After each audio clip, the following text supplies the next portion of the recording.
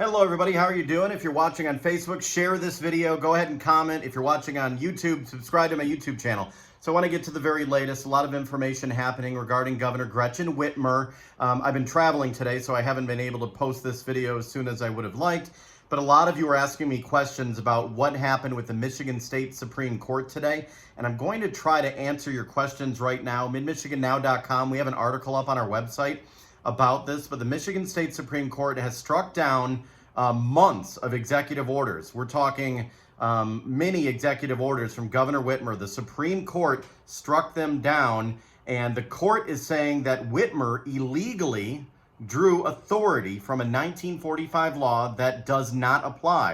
I'm going to repeat that again. The court said that Whitmer illegally drew authority from a 1945 law that does not apply in this situation. The court determined that the law was an unlawful delegation of legislative power to the executive branch in violation of the Michigan Constitution. So basically, the Michigan Supreme Court saying the governor has violated the Michigan Constitution according to what we have right here. The decision is a development in a month-long tug of war between Whitmer, who is a Democrat, and the Republicans who control the legislature. Now, Governor Whitmer releasing a statement a short time ago. Let me try to bring this up right here. The governor says, the governor released a statement saying she has done everything in her power to protect the people of the state. She is disappointed in this decision. She said this Supreme Court ruling, handed down by a narrow majority of Republican justices, is deeply disappointing. She said she vehemently disagrees with the court's interpretation of the Constitution. She said right now, every state and federal government in some form of declared emergency with the decision. Michigan will become the sole outliner, she says, at a time when the Upper Peninsula is experiencing higher COVID rates. She is also saying now that her orders, many of her orders, she said, will be in place for 21 days. And until then, her emergency declaration and orders, they remain the force of the law. So nothing will change immediately. A lot of you are asking me if you still have to wear a mask, if the social distancing rules are in place. And according to what I'm seeing here, yes, all of that is still in place.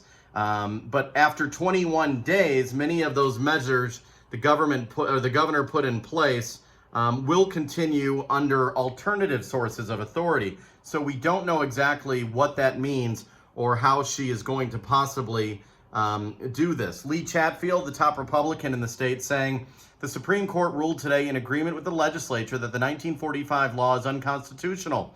The governor had no right to exceed the state of emergency over the legislature's objection. Our Constitution matters, and this was a big win for our democratic process. I'm going to let you go here, everyone, because I am not working today. I am off today. But here's the deal.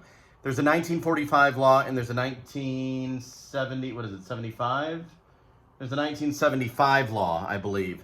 And according to the 1975 law, Governor Whitmer can declare a state of emergency.